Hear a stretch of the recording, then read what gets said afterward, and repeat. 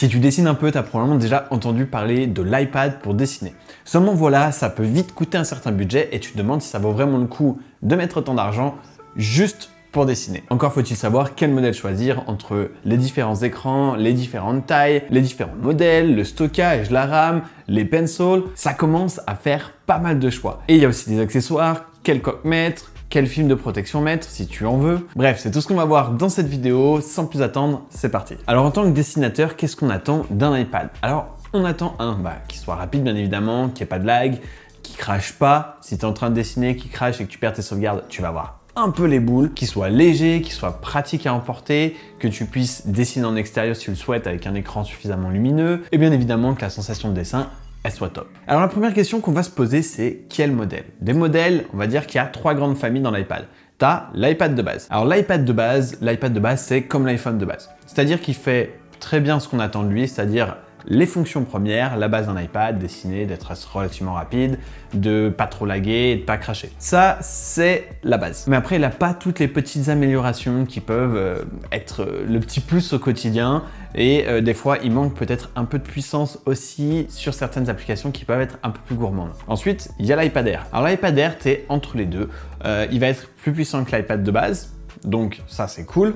Tu as moins de problèmes de ce côté-là. Tu as même quasiment plus de problèmes parce que en fait, les iPads sont déjà très bien optimisés. Tu as un écran donc, qui est toujours en 60 Hz en taux de rafraîchissement, c'est-à-dire qu'il est un peu comme un iPhone de base, il va laguer un petit peu si tu veux. Côte à côte, ça se voit beaucoup. Si tu n'as pas l'habitude d'un 120 Hz, tu verras pas la différence. Mais par contre, il a un écran laminé, c'est-à-dire qu'il est plus immersif. L'écran laminé, en fait, ça fait que la pointe de ton stylo, de ton pencil, elle touche directement l'écran. Tu n'as pas un petit décalage de verre. Un autre truc à prendre en considération, à partir de l'iPad Air 4, tu as un port USB-C qui va te permettre en fait de mettre un SSD directement pour transférer tes fichiers si tu veux les sauvegarder ou si tu veux enlever du stockage.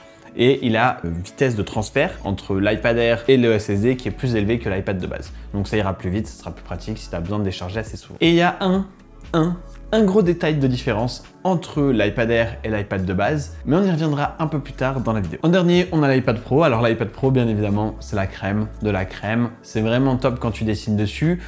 Mais le prix, c'est aussi la crème de la crème. C'est super cher pour une tablette juste de dessin. Il faut que tu aies d'autres utilités à côté, il faut que tu aies d'autres utilisations pour pouvoir justifier l'achat d'un iPad Pro. Parce qu'à 1200 ou 1300, il faut quand même pouvoir le justifier. Personnellement, j'aime pas recommander des iPad Pro pour cette raison, parce qu'en fait, je trouve que entre la puissance et le prix, c'est overkill pour 95% de la population. Ça n'a aucun intérêt, c'est beaucoup trop de puissance par rapport à ce que la plupart des gens en font. Pour la plupart des dessinateurs, surtout ceux qui me suivent sur cette chaîne, je pense pas que ça vaut le coup. Côté stockage, pour l'iPad de base, on a 64 Go ou 256 Go de mémoire. Pour l'iPad Air, sur les anciens modèles, on va avoir 64 et 256 également. Sur les nouveaux modèles, on va avoir 128, 256 et jusqu'à 1 Tera. Pour les iPad Pro, on commence à 256, j'espère que j'ai eu le prix quand même, 256 jusqu'à 2 Tera. Du coup, côté stockage, encore une fois, l'iPad Pro, je te déconseille de te l'acheter. Et un iPad Air neuf va coûter quand même 720 €. Et je trouve que ça commence à faire cher pour une tablette de dessin. Donc, si tu as les moyens, vas-y, très bien. Mais sinon, c'est pas forcément ce que je te conseille le plus. Pour donner un ordre d'idée, moi, de mon utilisation personnelle, j'ai un 128 Go sur l'ancien modèle de l'iPad de base. Et au quotidien, parce que moi je fais pas mal de vidéos, donc j'enregistre mon écran longtemps, pendant 1 heure, 2 heures des fois, donc ça prend de la place, c'est ce qui me prend le plus de place sur l'iPad. Sinon, si j'ai pas ce côté vidéo, que je fais que du dessin, là mon application Procreate, il y a 5 Go dessus, et il y a peut-être des dizaines et des dizaines de dessins. Donc si je devais juste acheter un iPad pour dessiner, on est bien d'accord, juste pour dessiner, 64 Go, c'est amplement suffisant, t'as pas trop à t'inquiéter de ce côté-là. Par contre, en 64 Go, tu risques de devoir faire une croix sur les jeux vidéo, ou sinon, il va falloir que tu déstockes assez souvent tes images. Mais voilà, un dessin, ça va prendre, allez, un gros dessin, ça va prendre 1 Go, 2 Go, donc tu es quand même assez large sur des grosses illustrations. Moi, je te parle des illustrations qui prennent 40 heures à faire, avec 50 ou 60 layers. Donc, tu es quand même assez large à mon sens. Alors, côté accessoires, 2 choses que je fais toujours. La première, c'est de mettre une coque de protection. Alors, la coque de protection, c'est pas tant pour protéger l'iPad quand il tombe, alors même si ça va bien évidemment aider et protéger, mais c'est plus pour protéger l'écran, pour éviter les rayures, parce que moi, je me balade souvent avec, et dans le sac, si je le mettais juste comme ça, tu sais, je sais pas, tu as une pochette élastique, les petits ronds là en métal, ça te nique ton écran. L'autre avantage, c'est que ça maintient tout dans ton sac, même ton Apple Pencil. Parce que les pencils deuxième génération, ils se collent sur le côté. Donc c'est-à-dire qu'ils sont magnétiques. Si tu le secoues un peu quand même, au bout d'un moment, il va tomber. Ils tiennent bien, mais ça risque de tomber quand même. Ou de glisser dans ton sac avec la friction, etc.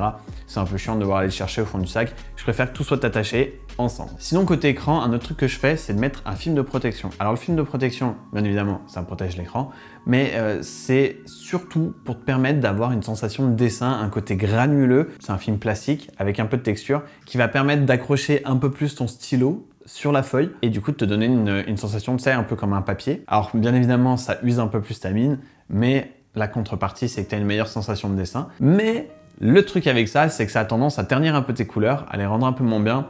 Moi, ça me plaît pas trop. Donc ce que j'ai fait, c'est que j'en ai acheté un qui est magnétique, donc tu le colles et puis tu peux l'enlever comme tu veux, tu peux le remettre, l'enlever pour voir les couleurs et puis pour, si t'en as marre, de juste pouvoir utiliser l'écran normalement. Je te mets tous les liens en description des accessoires que j'utilise si ça t'intéresse. Alors maintenant, le pencil. Alors le pencil, c'est là que tout se joue, c'est quasiment toute ta sensation de dessin. Et le pencil, il y a deux écoles. La première école, c'est l'iPad de base. Alors l'iPad de base, il a un Apple Pencil de première génération, c'est-à-dire qu'ils vont être plus ronds, ils vont être plus longs, ils vont être plus lourds aussi. Tu as tout ce qu'il faut de base, c'est-à-dire que tu as la pression, et puis si tu le penches, tu as aussi le tilt. Ça permet de faire des... Tu sais, un peu comme quand tu as un crayon de couleur et que tu te mets vraiment de côté, ça te permet de faire des plus grandes surfaces. Après, comme c'est la première génération, c'est un plastique lisse sur cet Apple Pencil. Du coup, il a tendance à glisser un peu en main. Il faut que tu la grippes plus fort quand tu dessines. Du coup, au bout d'un certain nombre d'heures de dessin, ça peut faire un peu mal à la main. Après, tu as des petits accessoires pour pouvoir tenir ton crayon. C'est en plastique, en gomme. Et du coup, ça te donne un meilleur grip. À savoir que cet Apple Pencil, il faut le recharger. C'est-à-dire qu'il faut que tu branches un câble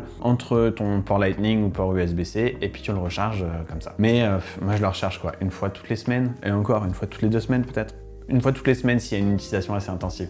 Et ça prend en un quart d'heure, c'est rechargé, donc c'est pas très grave. Par contre, pour les iPad Air et les iPad Pro, c'est le Pencil deuxième génération, qui lui se recharge magnétiquement sur le côté, comme je te disais un peu plus tôt. Donc en fait, lui, tu le recharges jamais. Parce qu'il se recharge au fur et à mesure que tu le replugues. Alors soyons honnêtes, il est plus cher, mais il est tellement mieux. Il est tellement incroyable, ce deuxième pencil, ce pencil deuxième génération, cette deuxième itération est incroyable. Il est plus petit, plus léger, il a une texture un peu plus mate, donc il accroche, et il a un bord plat où tu peux double taper dessus. Ça va changer entre ta gomme et ton pinceau ou ton crayon, peu importe ce que tu utilises, juste en double tapant. Alors il y en a qui le désactivent parce qu'ils appuient sans faire exprès. Moi je trouve ça quand même assez pratique, ça t'évite de devoir aller en haut à droite de l'écran ou d'y aller avec la main. Tu fais juste double tap, tac, double tap et c'est reparti sur Dessine. Moi j'aime beaucoup. Ce pencil, c'est une raison à lui tout seul d'acheter un iPad Air ou un iPad Pro. Franchement, c'est incroyable en tant que dessinateur. Ok Mianou, donc pas d'iPad 9, pas d'iPad Pro, du coup ça nous laisse quand même avec quelques modèles et quelques possibilités, quelques choix. Alors mon choix de 2025 pour l'iPad qu'il faut que tu achètes pour dessiner, et là on parle bien de dessin, juste de dessin, pour moi c'est l'iPad Air 4. Alors l'iPad Air 4 pourquoi? Parce que c'est le meilleur rapport qualité-prix. C'est un iPad de 2020 donc tu es encore tranquille au niveau des mises à jour. Il a déjà un écran qui est laminé, il a une puce A14. Alors commence à se faire un petit peu vieille, mais pour l'avoir testé, au jour le jour, aucune différence dans le dessin, aucune différence pour faire tourner des logiciels 3D, aucune différence. T'as un pencil deuxième génération, donc c'est parfait. Et tu peux le trouver en seconde main sur le Bon Coin ou quelque chose comme ça. Tu peux le trouver entre 300 et 400 euros, incluant le pen, à savoir que le pen neuf vaut 140 euros seul quand même. Et si t'as un peu plus de budget, un tout petit peu plus, mon conseil, ça serait de partir sur le 256. Alors au niveau tarif, du coup, tu vas arriver autour des 450-500 euros, peut-être en 256, mais c'est le prix de l'iPad de base seul aujourd'hui, en 256. Donc il vaut mieux que tu aies un iPad Air, un meilleur pencil, un meilleur écran, ça va être beaucoup mieux pour toi. Après, si tu ne trouves pas en 256, prends-le en 64. Si c'est juste pour le dessin, ça ira. Procreate, c'est pas si lourd. Sinon, autre alternative, tu peux trouver d'occasion un iPad Pro de 2021. Je pense qu'on est bien. Ça va être autour des 500 euros, donc ça va être un peu plus cher. Mais du coup, pas pareil, là, tu auras tous les avantages de l'iPad Pro, tu auras le deuxième pencil. Et si jamais tu te demandes pourquoi est-ce que je disais plutôt dans la vidéo que 95% des gens n'ont pas besoin d'un iPad Pro, que c'est overkill, je te mets la vidéo juste ici, tu peux aller la voir. Et nous, on se retrouve dans la prochaine. Tchuss.